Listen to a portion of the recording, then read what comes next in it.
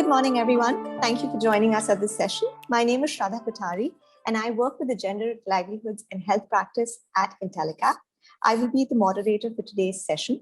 We do have an exciting lineup of sessions for today and the next 2 days, and we look forward to your active participation at all of these sessions. For this particular session, we will talk about the impact of COVID-19 on maternal healthcare and well-being.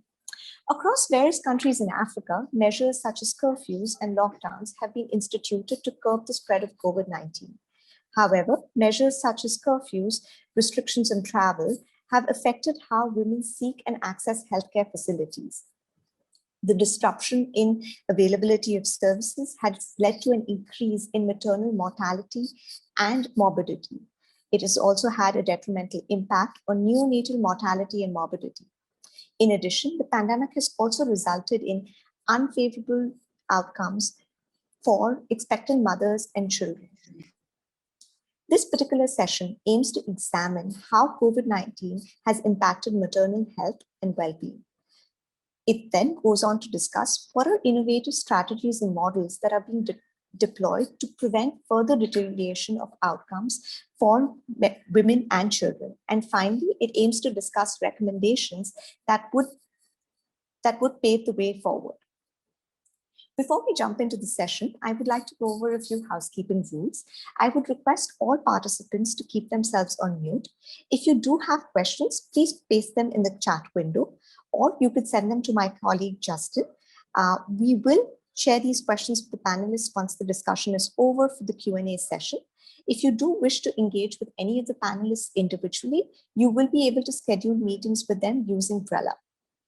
We have a stellar panel lined up for you today. Our first panelist is Muzilema. She's the founder of Safe Motherhood Alliance. Safe Motherhood Alliance is a Zambian-based social enterprise that develops and distributes innovative health solutions for pregnant women in low-income communities and rural areas. Their flagship product is a baby delivery kit that contains all essential items that are required by a woman when she's delivering a child. Our next speaker is a trained public health and infectious disease specialist. He has over 10 years of experience. Dr. Steve Adodans is the country director for Rice 360 Institute of Global Health. He has worked extensively in implementing public health innovations in maternal health and child health across Africa. Our next panelist for today is the CEO of Child.org.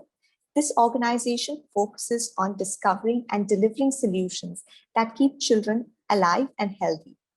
Currently, the organization's work in Kenya focuses on providing pregnant women with information that they need to keep themselves and their babies safe during pregnancy, birth, and beyond. Our next panelist is Dr. Chris Baraka. He is based at the University of Nairobi's School of Public Health and Obstetrics and Gynecology. He is the member of the COVID-19 committee and has worked extensively to develop SOPs for the management of COVID-19 for women using public health approaches. Our final panelist for the day is Dr. Kendra Nuju. She is the head of programs at MDoc Healthcare in Nigeria. MDoc's digital health solutions are spread across various countries, and they focus on reducing indirect causes of maternal mortality and morbidity. For today's panel, we budgeted about 65 minutes for the panel discussion with our panelists, who will share their findings and experiences related to COVID-19. We will then move on to the Q&A session with the panelists. And with that, I now turn this over to Kendra. Kendra, I would like you to talk about some of the key challenges that women face while they've been delivering babies during COVID-19. Kendra, over to you. Thank you very much, Shraddha, and happy to be here. Welcome to everybody on the panel. And so for us, being a digital health company that supports, amongst others, women of reproductive age, mainly pregnant women and nursing mothers, with the onset of COVID-19 last year, we saw a lot of confusion and uncertainty about where to give birth, about which facilities were open. We had coaches, we had women call health coaches in the middle of the night that they were outside the facility for 2 hours, honking at a locked gate, no one answering. We had women in labor being turned back as, the facility had just been shut down because of a positive case. There was a lot of immense fear about contracting COVID-19 while accessing care in the health facility, especially during labor and delivery, which was further heightened by the scarcity and high cost of PPE for both healthcare workers and the pregnant women themselves. With strict restriction to health facilities, women were not allowed access and emotional support from their birth support partners, which just further complicated this period of heightened anxiety. There were difficulties in accessing transportation to the facility while in labor with all the curfews and shutdowns. On getting home post-delivery, this mom, already stressed mom, had to deal with the pressure from family, from in-laws, from friends to carry out normal cultural practices, such as baby naming ceremonies, receiving visitors around the clock to congratulate on the new baby, people touching, which went against everything, every guidance she had received from her health coach and went against social distancing. A new mom calling her coach torn between, following the self-care guidance provided by her coach and fear of coming across as rude and a know-it-all to her mother-in-law, who was insisting on a small ceremony of only 150 people for a naming ceremony. And so we had to play a lot of advocacy with the woman's brother community, in helping her access to quality of care. And let us not forget the socioeconomic impact of COVID-19, where many moms were able to raise the funds required to pay for healthcare because they had either lost their jobs or their businesses were closed, and same thing for their spouses. All these challenges created a lot of anxiety and depression, and we saw a 45% increase in demand and provision of mental health support to these women that we serve. Thank you so much, Kendra, for sharing that. Dr. Steve, I would like you to respond to the question as well. Based on your experience, what were the key challenges that women faced while delivering babies during COVID? Yeah, thanks, Shraddha. I think just to also echo Dr. Kendra's sentiments, to thank the organizers of the Sankalp forum, and most importantly, I think just to jump into the question is access is a problem. There was a lot of confusion, as Dr. Kendra said, and similarly in Kenya, access is one of the most critical things when it comes to healthcare. Now, a lot of women, have been advised, to deliver in facilities, and we are seeing a rapid loss of that gain. And this is what I would call then a COVID collateral, because COVID was given much more focus. Other healthcare services were collateral to the COVID response. And as you rightly mentioned, Shraddha, is lockdowns. The lockdowns restricted movement, and there was a lot of fear for moving around. And interesting enough is that most babies are born at night. I've tried to understand why is it most babies are born at night. So, because of lockdown and curfews, women were scared of being harassed by police. So they would rather deliver at home, or try and see what is the best option or alternative. And similarly, also newborns will then not be taken to hospital for vaccination. So the impact of this is going to be quite felt for a very long time because of newborns who do not get vaccination.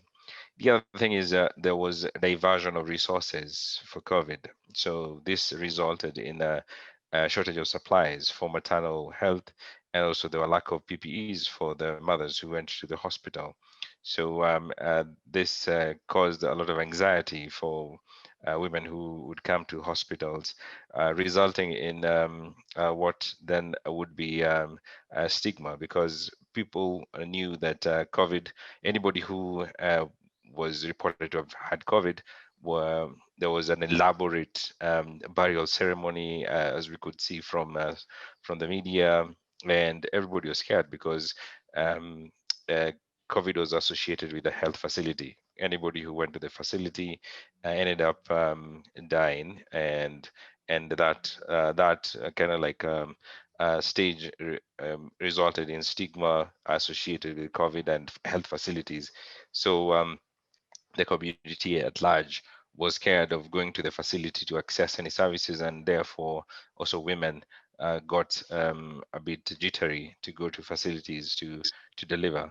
And then the other thing is shortages resulted because as much as even financial resources were diverted, even healthcare workers were diverted because there was social distancing and all. So some healthcare workers were told they had to go on leave because they wanted to have social distancing, not to have crowding and all that.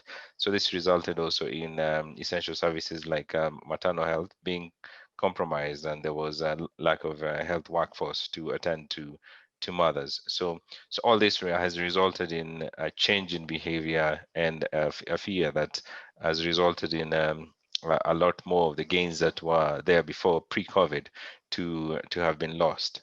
Over. Thank you so much, Dr. Steve. Dr. Chris, I would also like your perspective on, what were the key challenges that you saw women faced as you were working in the hospital and were dealing with a lot of women coming in and having challenges delivering?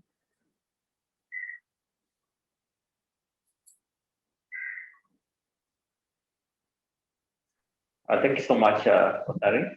I hope you can hear me. Yes, we can.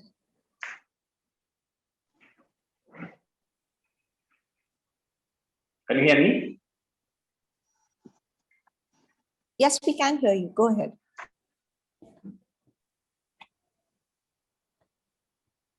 All right. So just to add on to what Steve has mentioned, and I will pick it up from the healthcare worker perspective, because as a university, the School of Public Health and the Kenyatta National Hospital, which is the largest teaching and referral hospital in Kenya, one of the things that we were really affected with is access from the providers' perspective, whereby because of the curfews and just the scare of getting infected with COVID, and when we started having cases where, especially the senior healthcare workers, and got infected with COVID, and some of them actually ended up losing their lives, it became a real scare to especially the senior healthcare workers, midwives, professors who are more experienced in delivering the services. So there was basically a memo from the university just requesting that if you have any morbid condition like hypertension, diabetes, or you are above an age of 50 years, then to be advisable that you assist coming to the hospital. And up to now, actually, that has not been lifted. We have very few of such people with those kind of comorbidities and the elderly actually accessing healthcare from a healthcare worker's point of view. So what that means is that the mothers and the women who are pregnant could not get the best care in as far as their antenatal care and follow-up is concerned, leaving largely younger colleagues to be able to manage these patients. And of course, being a teaching and referral hospital, it usually has a lot of complicated cases that are referred here for management. So it really has led to an impact in terms of poor quality of care to the mothers who are being taken care of, largely by students in training and and some other junior healthcare workers. So for sure, COVID has brought a lot of challenges to us as an organization, and we are just looking at how best can we be able to circumvent this to manage it a bit further. Thanks, over and out. Thank you for sharing that. I'd like to move on to Muzalema now. Muzalema, you have been supporting women to give birth in traditional setups, helping traditional healthcare workers with deliveries. I would want you to talk about what are the key challenges that your organization faced while supporting expectant mothers during this COVID period. And how did your organization deal with these challenges? Did you have to pivot your model? Over to you, Muzalema. Thank you. A pleasure to be here.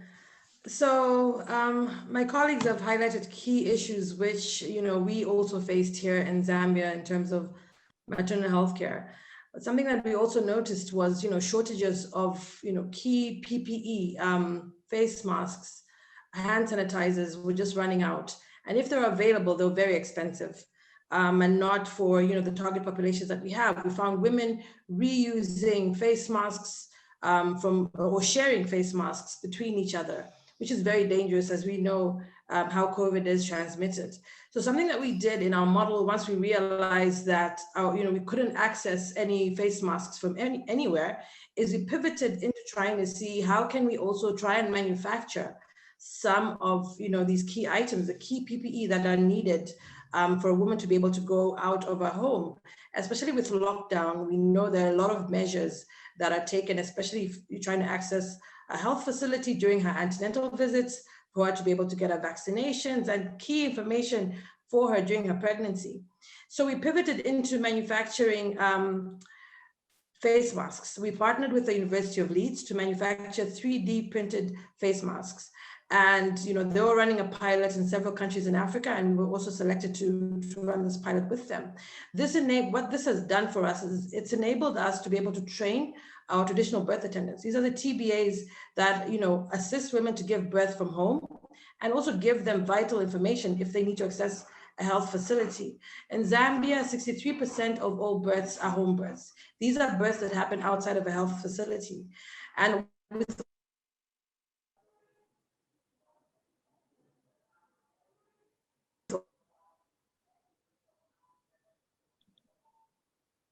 already high neonatal and maternal mortality rates, COVID has just exacerbated the situation. So how do we make sure that women are also safe from issues like COVID? So we pass, and also 3D printed, we don't have to rely on third parties or on the global supply chains, which may or may not arrive, as we all know, from the issues that we've all had in our various countries.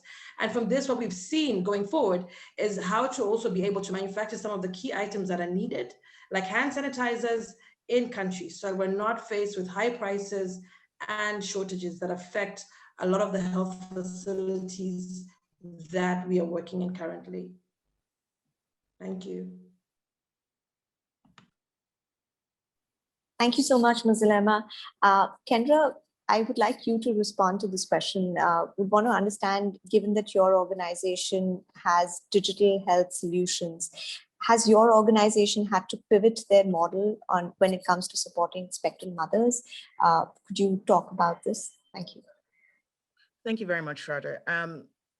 For us, it was more of expanding our scope than pivoting. We already had a multi-pronged approach, but what we saw with the onset of COVID was an increased need for digital health support, given all the social distancing and the shutdown. And this placed an enormous pressure on our health coaches. In the face of COVID-19, we had to hire more health coaches to serve the women we provide, we support with urgent and emergent care, and patient navigation to health facilities increased. We understood that with reduced access to facility-based care, we had to intensify our support to low-risk and high-risk women at a higher degree of support than we had originally designed.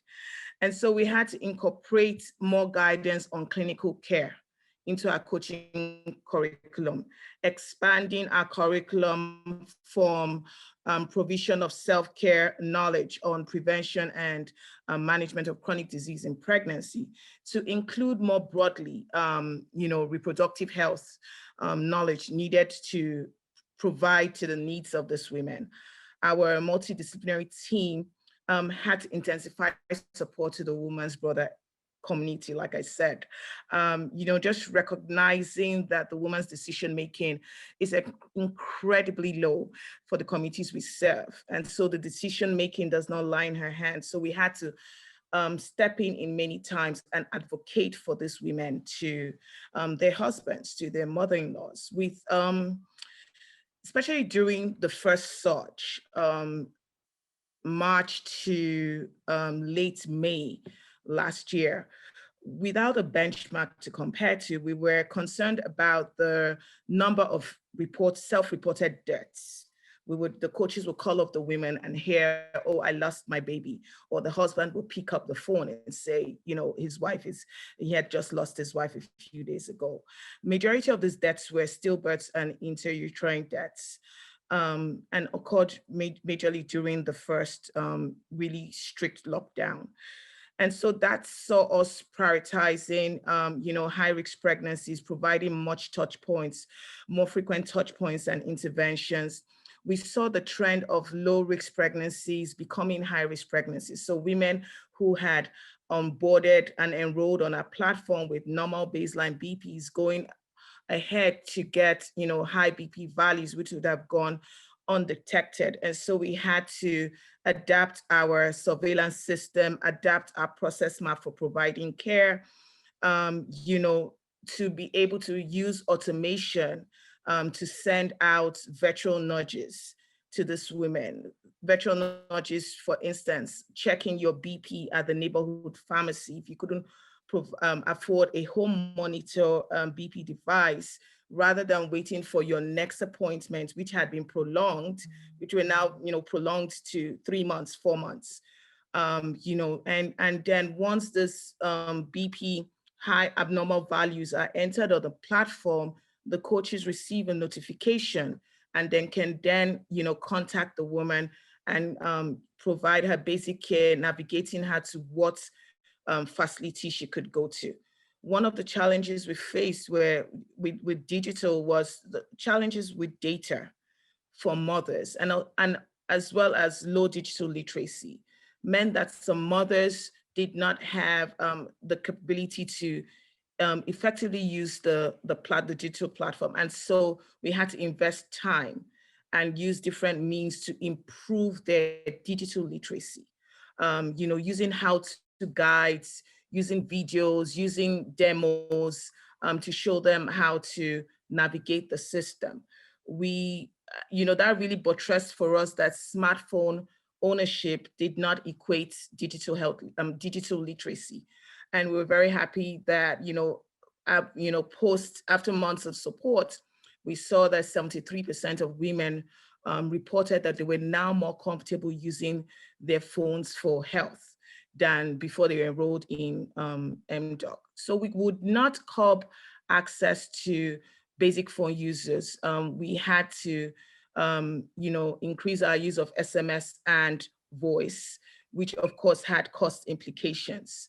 We leveraged our online patient navigation system, NaviHealth, to direct women on where to go. We also created a COVID-19 and pregnancy support group just to bust all the myths that were out there, so women had the opportunity to ask their questions. Pre-COVID, we ran monthly teleeducation echo sessions for healthcare workers to improve the quality of care they gave to the women. With the onset of COVID, we had this more frequently, 2 weekly, and we incorporated lots of COVID-19 related topics, drawing from African medical professionals in diaspora to come, and train, because they were dealing with these cases more frequently, to come and train our healthcare workers back home in Africa virtually. So basically reversing the brain drain.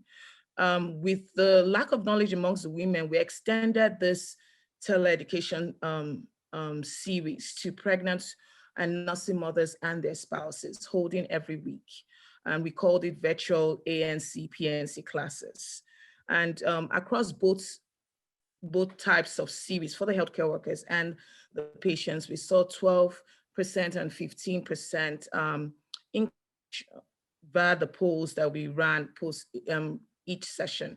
So we're really happy about that.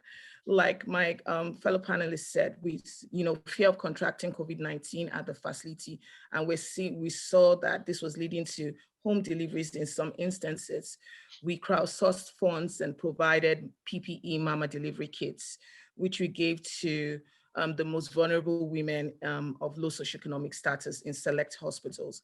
Each kit contained PPE for 2 healthcare workers, the mom for a 3-day hospital stay, and a gift for the baby. These were just some of the challenges and interventions that we took with the onset of COVID. Thank you so much, Kendra, for sharing that. So my next question is for Martina. Martina, your organization and you have been working with expectant mothers in Kenya. Based on your recent work with them, what are some of the socio-economic impacts that you've seen on expectant mothers and women that have recently delivered? Over to you, Martina.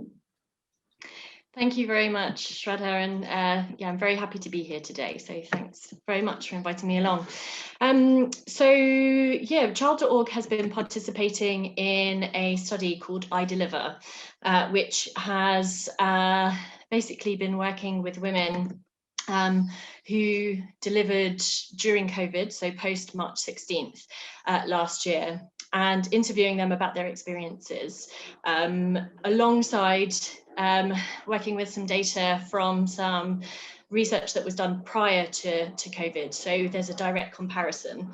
The study was conducted with UCLA, so the Fielding School of Public Health, with Innovations for Poverty Action, and with KEMRI, so the Kenya Medical Research Institute. And we interviewed around 1,400 women who delivered during COVID. And I'm really happy to be able to share some of the findings with you today. This is all very fresh. We're literally going through analyses at the moment, but we presented some of the recommendations, the policy recommendations, to the Ministry of Health only last week. So analyses are still going on, and we will be publishing various papers with our findings. But what we found from this study was that women who delivered during COVID, who are living in informal settlement regions of Nairobi County and Kiambu counties, have been particularly vulnerable. So the study is called the Social, Economic and Health Needs of Pregnant and Postpartum Women in Kenya during COVID-19. And what we found was that more than 3/4 of women, so 76%, were not currently employed. But among those who were employed at the start of COVID or at the time of the interview, 68% reported losing their job. 37% received decreased pay, 34% had disruptions due to childcare challenges, and 23% reported a loss of hours because of COVID-19. Now, further to that, among the women still working at the time of interview, most of them, so 89%, were employed in the informal sector. So that means, self-employed in petty trade or in small-scale business. And 9 in 10 women, 92%, reported at least one condition indicating household food insecurity in the last 4 weeks. So we're seeing that women are particularly vulnerable. Sorry.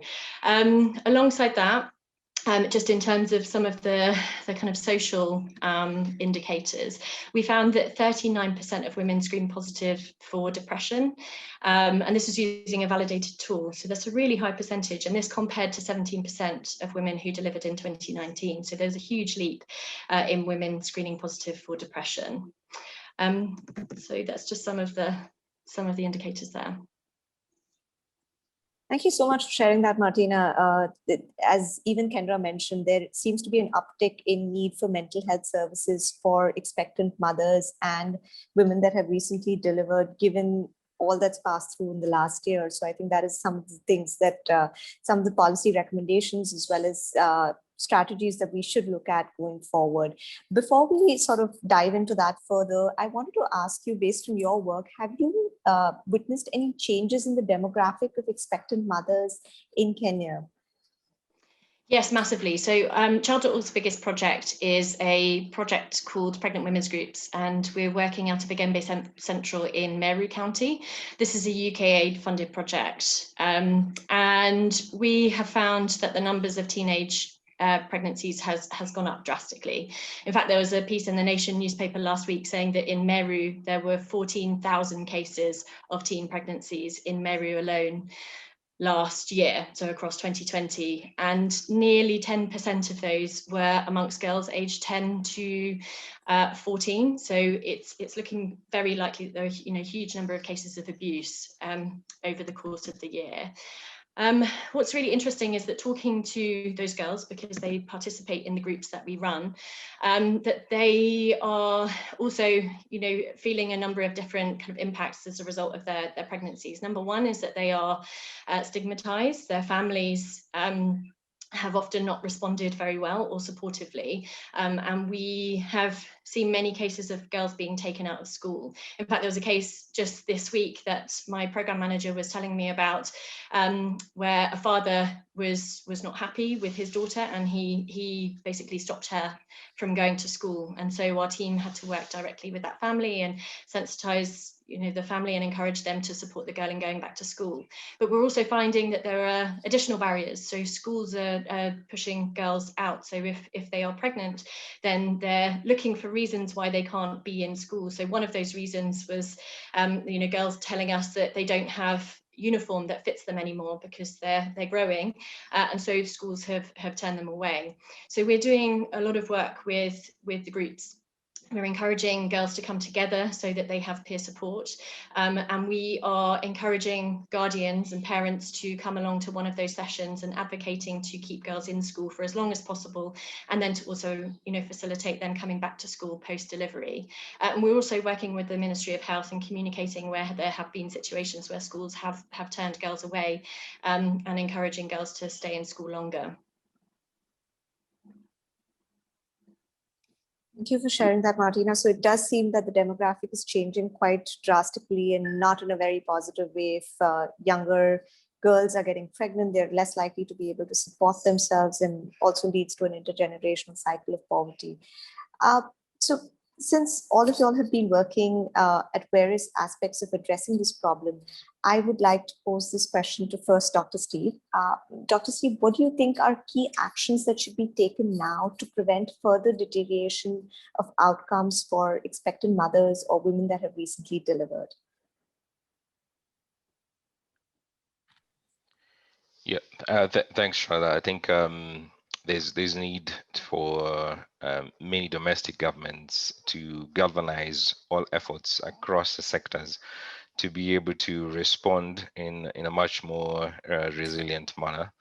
Some of the key things, I think, as Dr. Kendra and even Martina have alluded to, how do we ensure that we're able to adapt and adopt newer ways of doing things?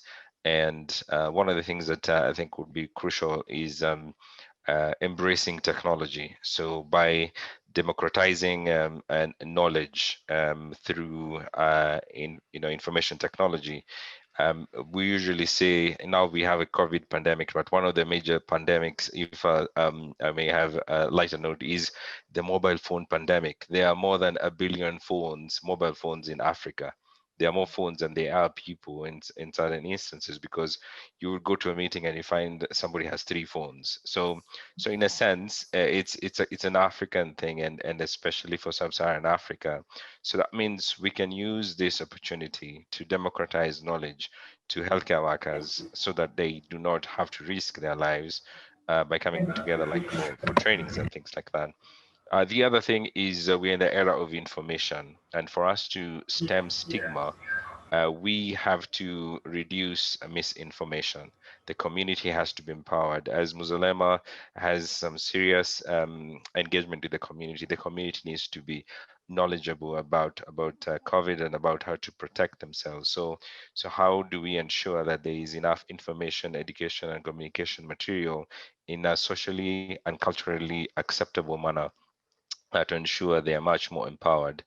The other thing is that for those of us who are in the public health, there's need for now more horizontal programming. And in horizontal programming, we need to have strengthening of the continuum of care. Did I break there? I felt like I broke.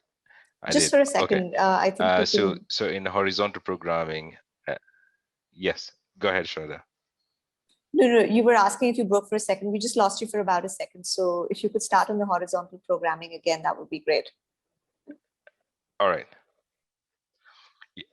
Excellent, thank you. So horizontal programming. So most stakeholders need to now work across, instead of having vertical programming. So if stakeholders then look at how they can be able to leverage their strengths so that we can strengthen the continuum of care for mothers and for babies.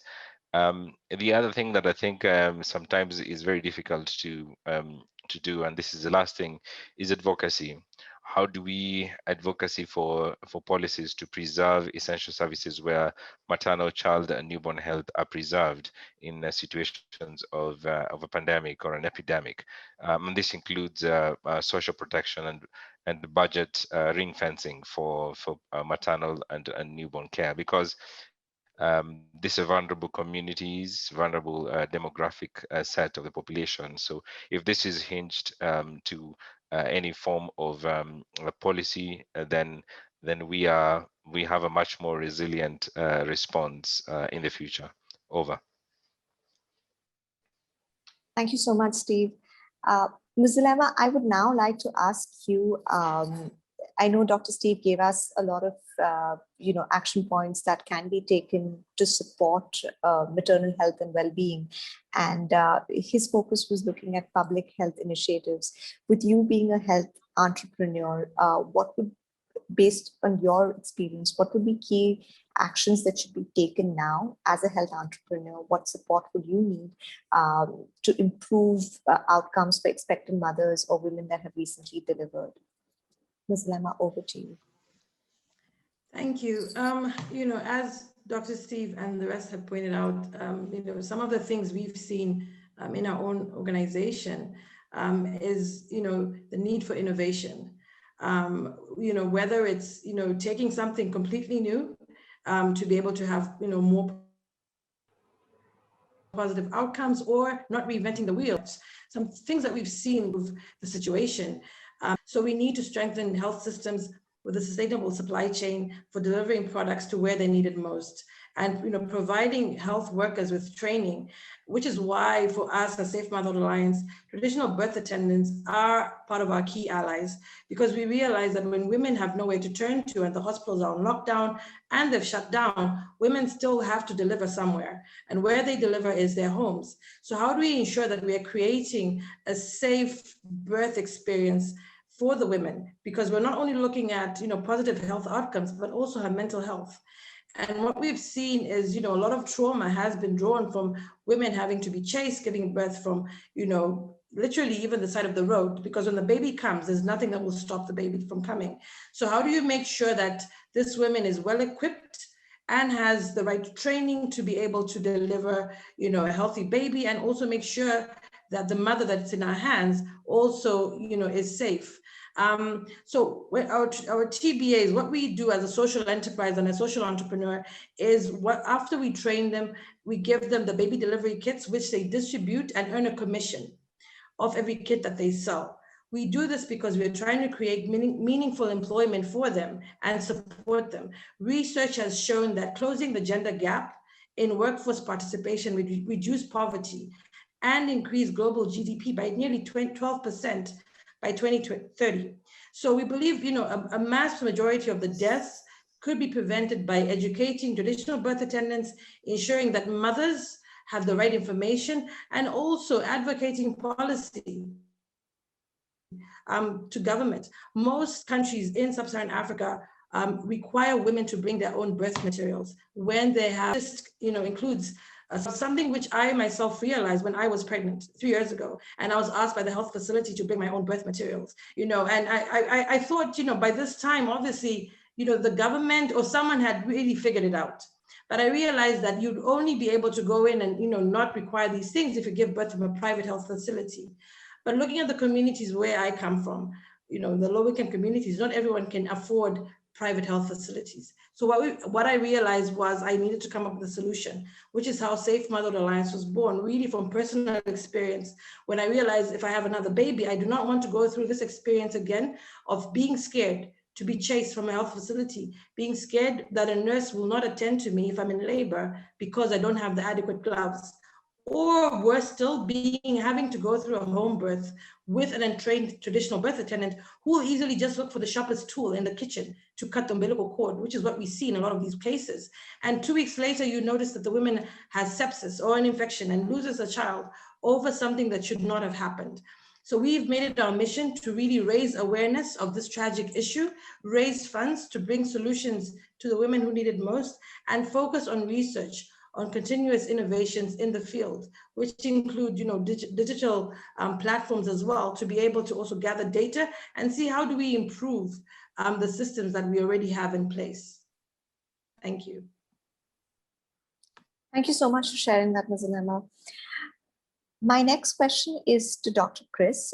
Dr. Chris, given the work that you're doing at the hospital, I wanted to say, from your experience, what do you think would be key actions that can be taken now to prevent further deterioration of outcomes for expectant mothers? Thank you so much. I'll start from the point of looking at are our health systems prepared for another COVID-19 in whatever form that it will take? And the answer is a flat no. We've not learned much from what has happened at government levels. We find that most governments, most nations have been struggling, more or less reactionary, in an attempt to really get this. Even the US, you would say that the US, of course, it has not had the best healthcare system across the globe, but you find that it's still struggling in as far as delivery of services during this COVID pandemic is concerned. But there's some lessons we've learned from countries that have had a more resilient health system. You look at what Germany did, you look at what Spain did, what Italy did. And such countries actually, even China itself, such countries have demonstrated that with proper planning and proper preparedness, you can actually be able to manage an epidemic of that, a pandemic of that nature. And countries in the developing world, Kenya, for instance, we are still grappling with a lot of basic fundamentals that in the event that another COVID-19 happens. Just a few months ago, we had an outbreak of locusts, for instance, another silent issue that has affected livelihoods in our country. We've had frequent healthcare worker strikes, for instance, another epidemic that has been there for quite some time. So not just looking at the biological epidemics that we talk about, but even some of the health system issues that have been affecting us as a country. And just thinking through what lessons do we learn from this global pandemic and how do we move on from there as a country? There are some things that the department at the University of Nairobi and Kenya also has been trying to put in place. And largely just putting emergency preparedness systems in hospitals of the level of Kenyatta National Hospital, for instance, and seeing in the event that we have this overdrive of an epidemic, can we have a trigger mechanism that just activates an already existing emergency response system? And this should actually be cascaded down to the county hospitals and even sub-county hospitals. So the responsibility becomes on the county governments to ensure that at least there's an emergency response mechanism at the county referral hospitals that can be able to handle infections of such magnitude. And when it happens, we just trigger it and then we put things in place. The second thing that we've basically done and supported is ensuring that we have policies that speak to the specific groups that are vulnerable. I'm talking about the mothers, maternal neonatal child health. I'm talking about HIV infected patients. I'm talking about patients on cancer management. So just looking at what are the specific policies and guidelines that countries can put in place to look at a comprehensive response in case the system gets interrupted with or interfered with. And there are lessons that we learned from, for instance, the HIV program. When we had this COVID-19, I think the HIV program quickly regrouped and they looked at what models can they put in place for them to be able to have a resilient system to take care of their patients. And one of the things that the national government did through the National AIDS Coordinating Body was to just come up with a policy and say we are going to do what we call multi-month dispensing for drugs, so that all patients who are HIV infected, they don't need to come to a facility until after 6 months.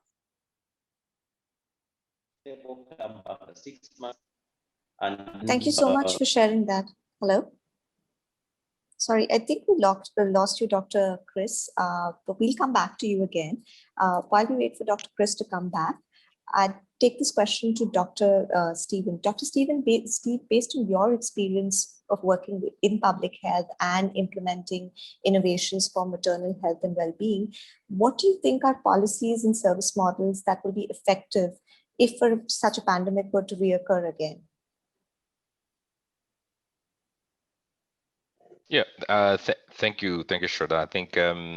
I think we have such an emerging economy, especially in Sub-Saharan Africa. So there is good fodder for us to embrace newer things. So as a panel, some of the panelists have already mentioned, innovation is one of those critical things that we can do.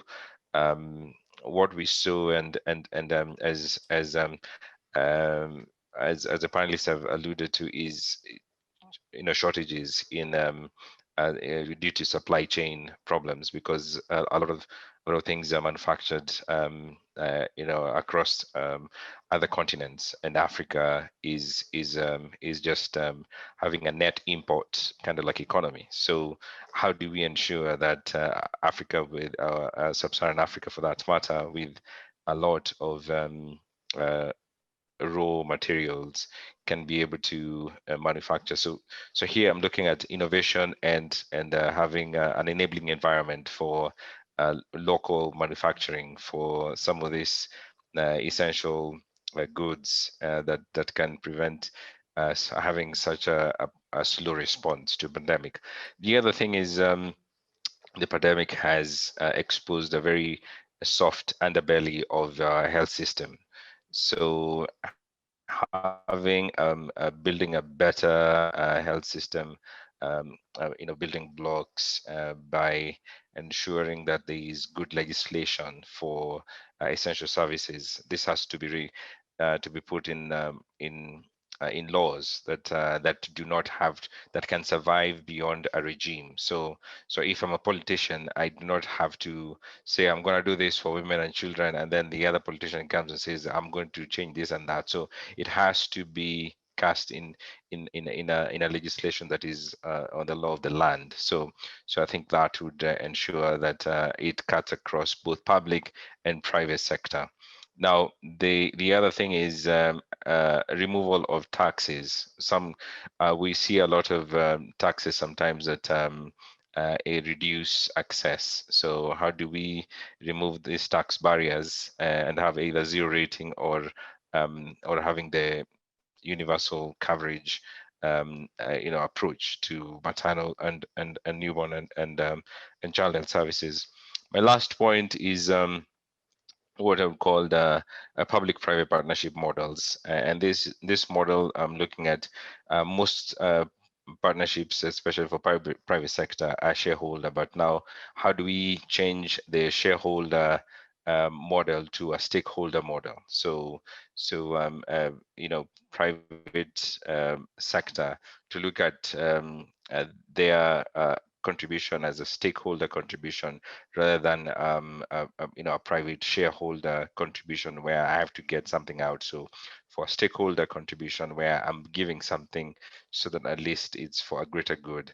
So those are some of the service models that I think I would suggest. Over.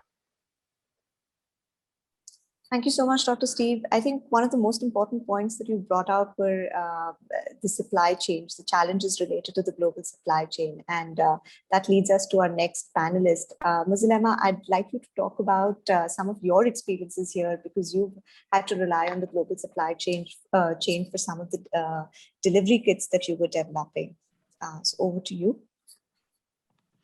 Thank you so much, Aja. And so, just to highlight what Dr. Steve said in terms of supply chains, something that we saw that was key when we were, packaging the, baby delivery kits was how expensive it was. It would cost women anywhere between $50 to $100 just to have all these items, that she needed in the kit. And most women can't afford it. Most sanitary products, should have 0 rating tax, but don't, and they're heavily taxed and everything is imported. So, fortunately, with my engineering background, I tend to, spend a lot of time thinking about these solutions of what can we do. And something that we found was one of the most expensive items, on the list that women were given was, sanitary pads. So what we came up with was, how do we manufacture sanitary pads locally at almost at a fraction of the cost that it takes to import it? And we've done that using local materials and from banana fiber. Banana is one, it's been certified by the Zambia Bureau of Standards, and we literally make this at a fraction of the cost it would cost us to import these products. Being able to do this means women are not passed on these costs that make it impossible for them to access sterile materials. And since we did this, we've been able to assist in delivering over 20,000 babies safely in 10 health facilities and clinics in Zambia. I'm training 50 traditional birth attendants to be able to work with the kids, impacting directly 20,000 mothers and children by doing this, because then we're able to sell the kits at $5. And not that, price that women would not be able to, afford. So, what we would advocate really is government, to create models and that don't stigmatize women by having them chased away from a clinic because she can't afford, a sterile blade or delivery gloves. Chasing a woman away from a clinic because she can't afford to pay the fee to be able to deliver from a clinic. How does government ensure that they're creating policies that advocate for women to have healthy outcomes? They do this by creating an environment where women are not stigmatized, where traditional birth attendants are trained and certified, because we know the ratio for midwife nurses and the general public is almost 1 to 2,000, which is not sustainable. So in the rural communities, in the low-income communities, people like traditional birth attendants, community health workers, these are the backbone of these communities, really, because these are the first people that, women and even families see. So, ensuring that we are able to create, also evidence-based solutions to ensure that we have healthies and communities, but also, different countries as far as Venezuela. For people asking to say, how do we create such a model in our community? So meaning as social enterprises, as social entrepreneurs, we are literally creating a blueprint that can be used for other countries to be able to also have successful outcomes. And also share challenges that we've had in, scaling up our products and our projects as well. No, there was just a disturbance. If you could just repeat the last part again. Sorry about that. All right, not a problem. I wanted to emphasize that even as social enterprises, we need to also realize, and organizations, that we are creating blueprints that other countries and other organizations can also use to be able to also create similar outcomes in their countries, and also share best practices and share, challenges that we've had. Because ultimately what we want is the same thing, to really have a situation where we have zero preventable deaths in the next 50 years. Thank you. Thank you so much, Ms. Anama, for sharing that. It's pretty amazing to note the kind of work that you're doing, and also how you all have pivoted your model and started manufacturing to address some of the challenges that you had with the supply chain. So I would now like to take this to Martina. Martina, you have been working with women in Kenya who are delivering now, and you've been providing them with information. Based on your work, what would be policies or models that would be effective if such a pandemic were to reoccur again, so that we don't lose out on the gains when it comes to maternal health and child health? Thank you, Shraddha. Yeah, so in fact, I'm going to share with you the 5 kind of key policies that we recommended to the Kenyan Ministry of Health just last week. And this was based on results from the iDeliver study and on our experiences of maternal health programming during COVID. So really, all of these points are designed to, improve the resilience of the health service, and to ensure that, given another crisis in the future, that women are able to access care, and we don't see the same kind of negative outcomes that we saw across Kenya. So number 1 is to provide up-to-date information on COVID-19 and maternity care. So really, this is prioritizing communication to pregnant women to ensure the safety protocols are understood.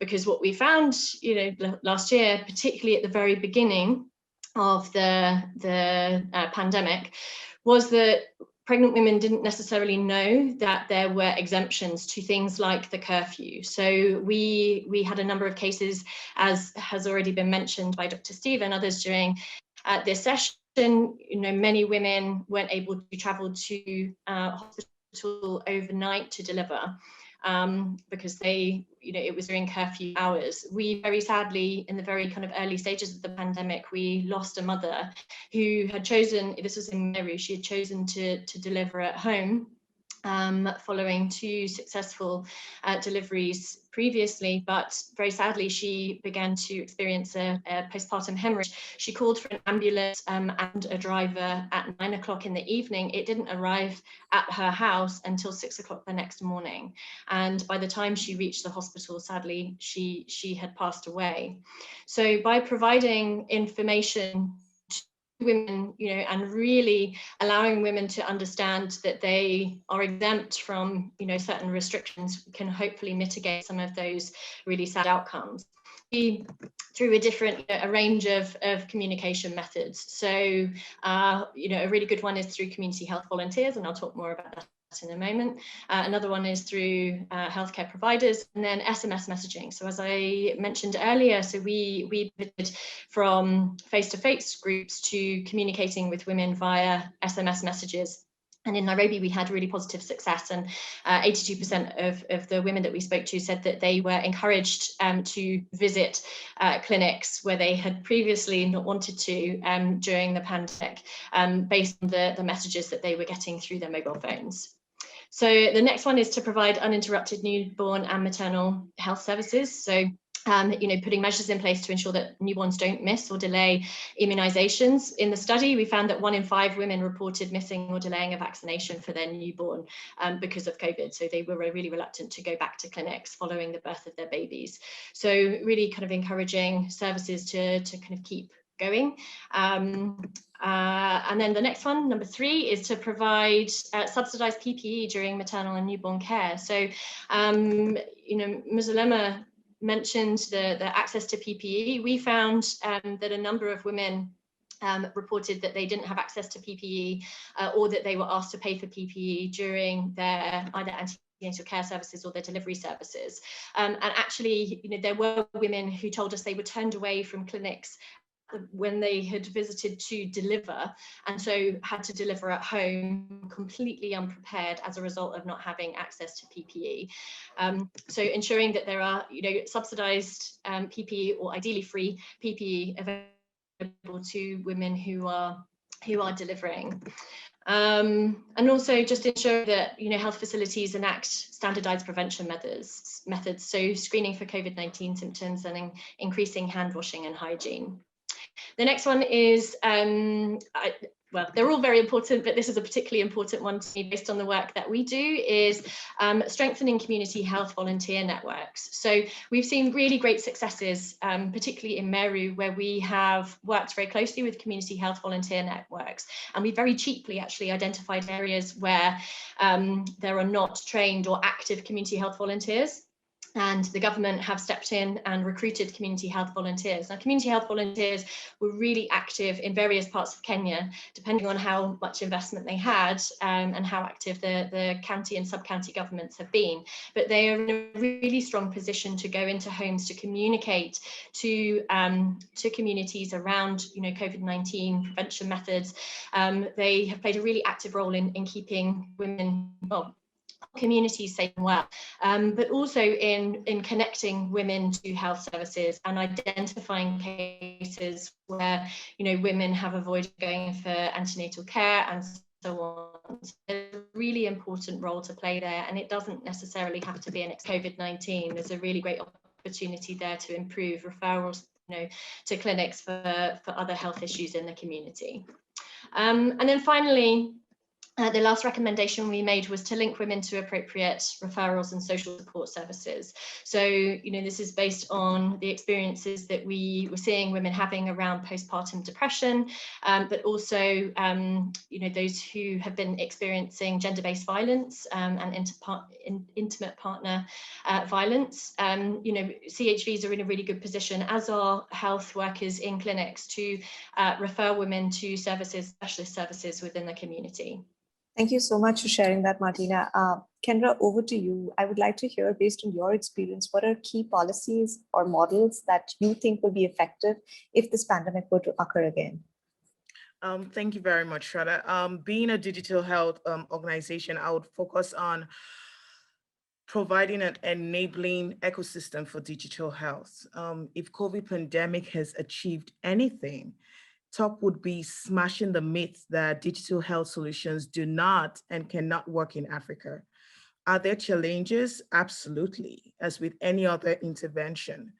But to governments, funders, organizations, there has never been a greater imperative to scale up digital health, given the role it's playing during the COVID-19 pandemic, where access to facility-based care has been limited.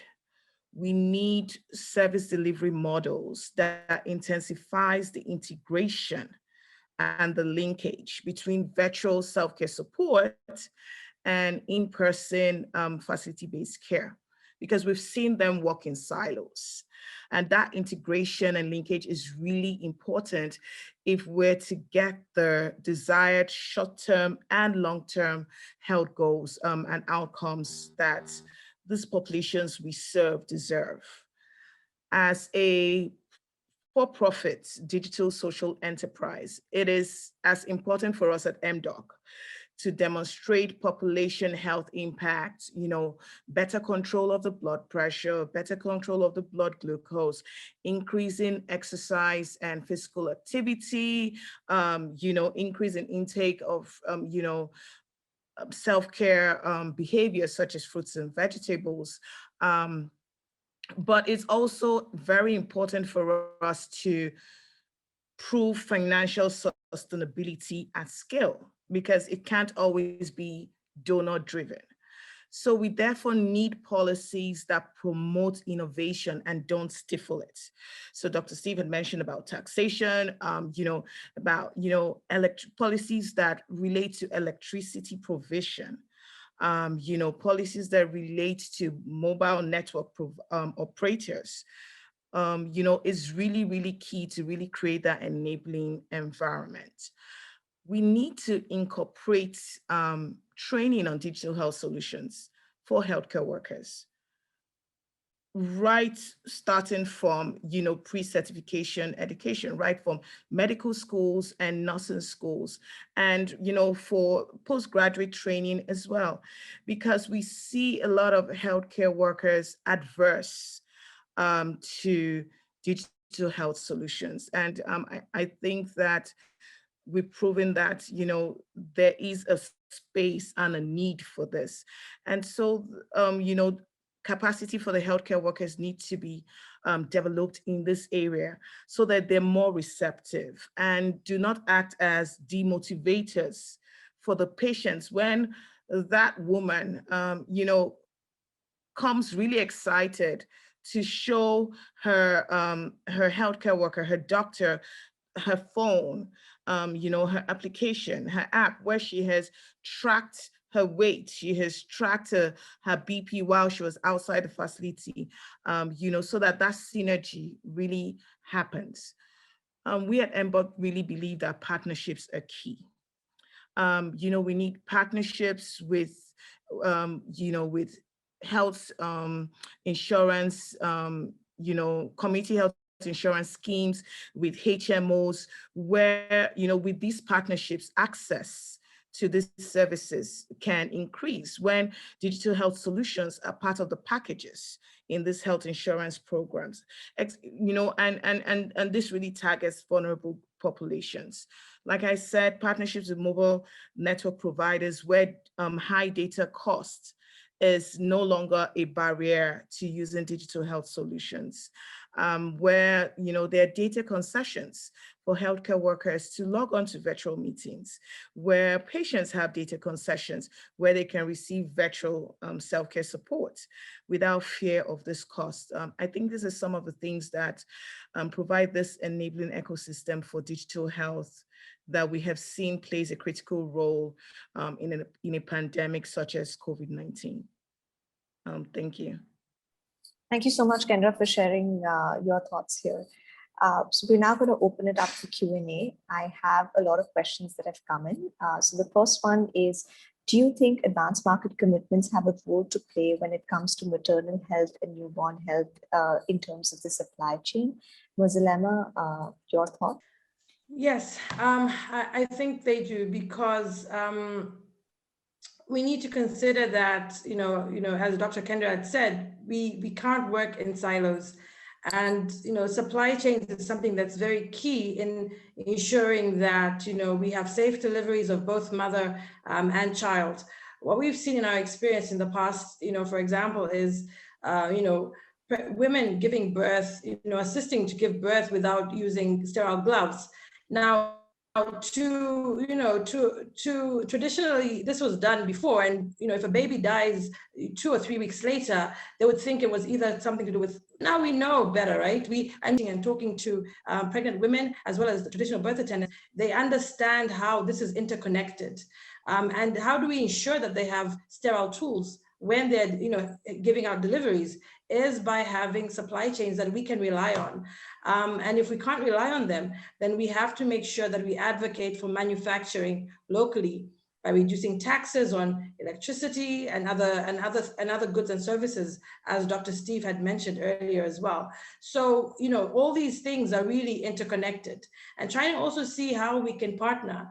Africa, has become a trade hub, but we really have to focus on also becoming a manufacturing hub. It's the only way we'll be able to reduce the cost of doing business, the cost of delivering, positive health outcomes for communities, as well as ensuring we're able to also train our medical personnel as well, and ensuring they also have, adequate PPE for themselves. Thank you. Thank you so much, Mozilema. Dr. Steve, I would also like you to respond to this question based on your experience in public health. What do you see as the role of advanced market commitments in improving global supply chains for medical supplies? Yeah, thanks, Shraddha. And Mozilema has made some very, very important points there. I think one of the things that I can add is there has to be a way that there is protection of the final or end users of some of these commodities. So if one is able to aggregate the demand, then a platform like that can be able to negotiate for better pricing and ensure that the products are reach those who need them without having any challenges, because one is able to have enough stock of the commodities in country where it's needed. Last but not least is I think we have had a very strong external or foreign support for our public health programs. There's still more that needs to be done to contribute to health budgets through domestic governments, and this is as per the Abuja Declaration. So if governments are able to commit to that contribution and see health as an investment and not just as a social service, it's an investment for the better and the future of a nation or a continent, then what they're able to have a stronger voice through platforms like the AU, because I just noticed and I saw the AU formed a platform just when COVID struck. I mean, we've had Ebola, we've had all these other epidemics. So you see, through that platform, then they're able to have a stronger voice when they negotiate, with the suppliers and with manufacturers. Over.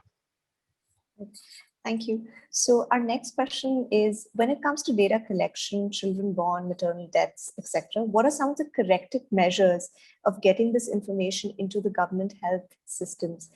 Dr. Chris, would you like to respond to this?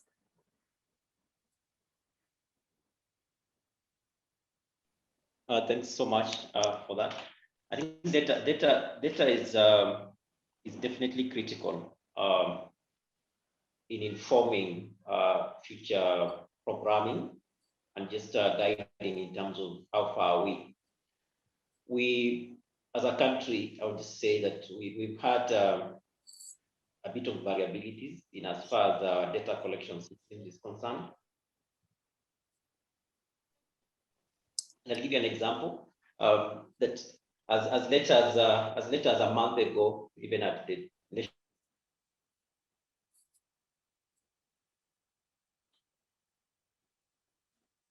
Sorry, Chris, it seems like we've lost you again. We'll come back to you. I'm just going to quickly check. I think there is an issue with his connectivity. So I'll take the next question in the meantime. What are some of the systemic changes that are expected in the future as a result of COVID-19? Okay, you're back. Sorry, go ahead. Yeah, sorry. At what point did you lose me? I think it was a minute back that we lost you. So if you could recap by a minute, that would be great. I was giving an example of not just about a month ago. It's not until a month ago that as a hospital, for instance, there was a correction of, or rather an update of the data collection tools to reflect the COVID-19 issues in the antenatal care register, postnatal care register, and even just the patient records in terms of files.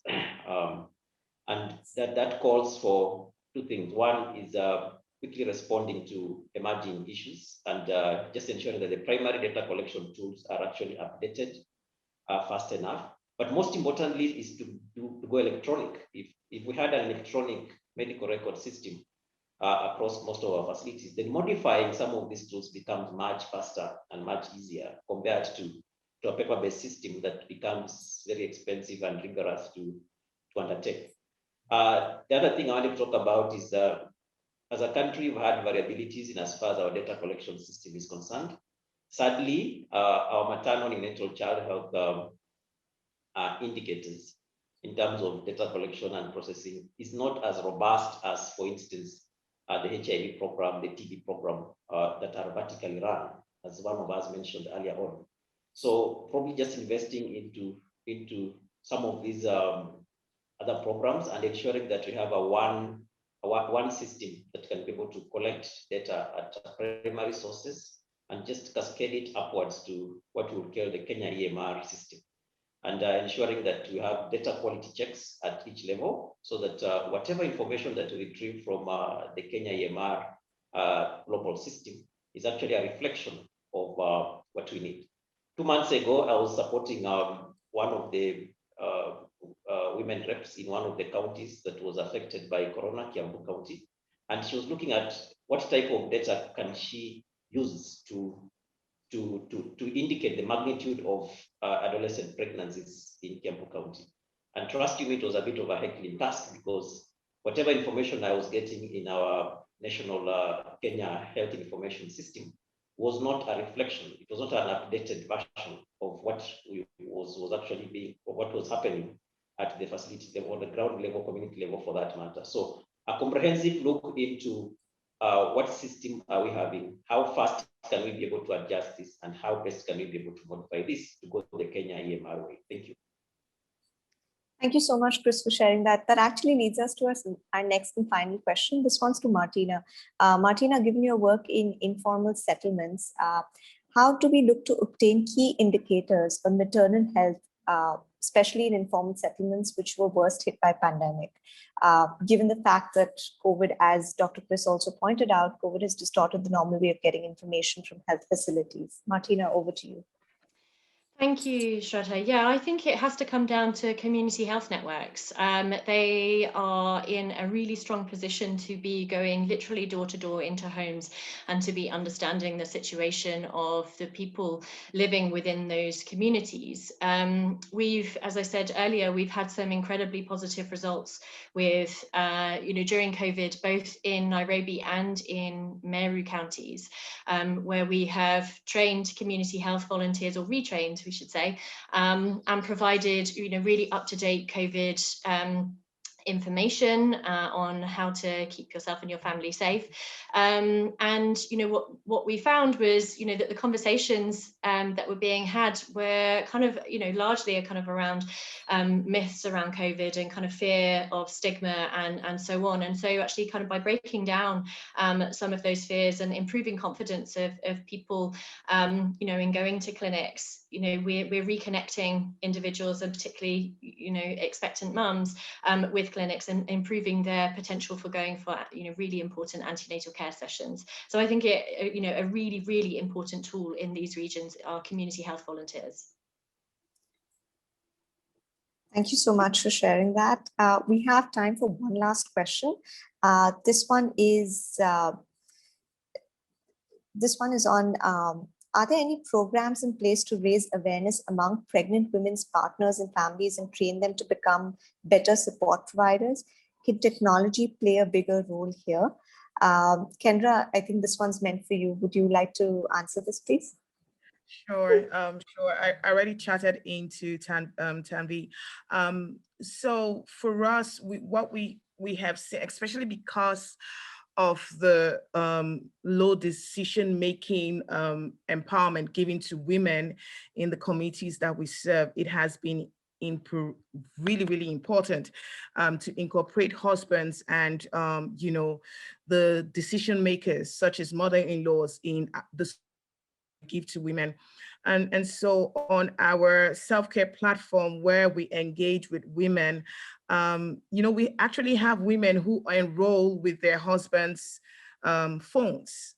And so the calls are actually to the couple, incorporating, booking appointments and then calling at a time where we can speak to the man and the wife, really understanding that it is his call whether that woman is going to go to the hospital when referred for a high BP that just popped up on our digital platform.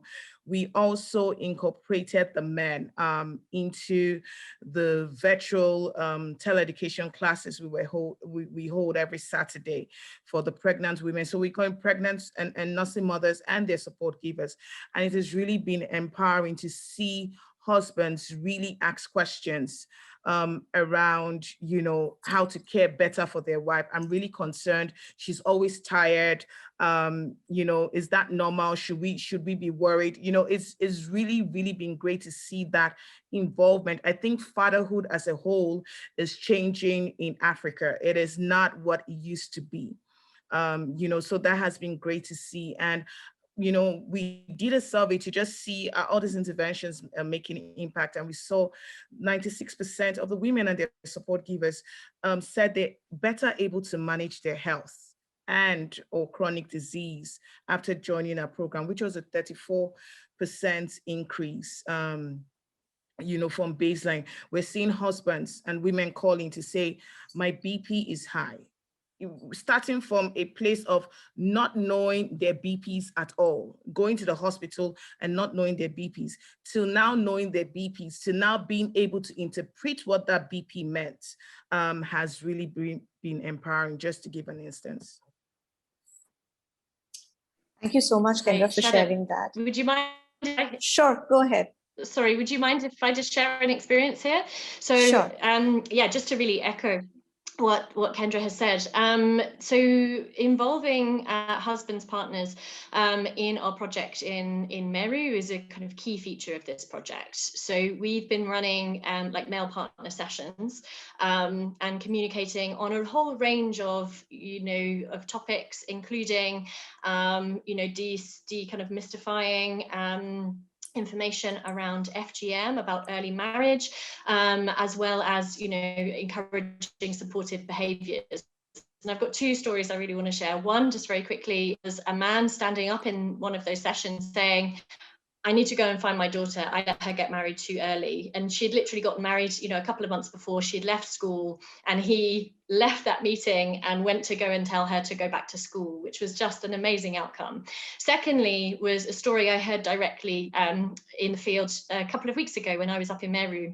And we met a husband and wife, and the wife had just had her third baby, a little girl, and it was the first baby that was born in a clinic. And she cited going to the sessions as a reason for her, changing, her method of, or her place of delivery, but also because her husband had provided her with the money that she needed to deliver in a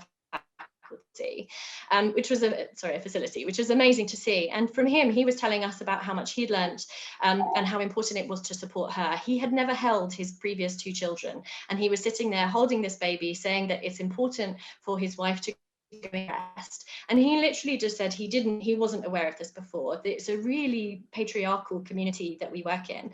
And so it wasn't that he was unwilling, it was that he just thought his role was, that of the kind of traditional father, which was not being involved and not offering support. He expected his wife to literally, following delivery, to be back up and running and to be, getting back to her chores and so on. And he's learned that actually that takes time, and that her body needed time to recover. And so has, provided a lot more support to her as a result. And in terms of, incorporating technology into this, I think there's a huge amount of potential to be engaging with husbands and fathers and family members through similar text messages to the ones that we've been sending mothers. So promoting supportive behaviours, etc. And it's actually something that we're working on at the moment. Thank you so much, Martina. And thank you to all the panelists. We are at the end of the session now. So firstly, I'd like to thank all of you for sharing your insights and experiences. We've been able to get a diversity of perspectives from entrepreneurs, from implementers that are working in the space, and also the public health professionals.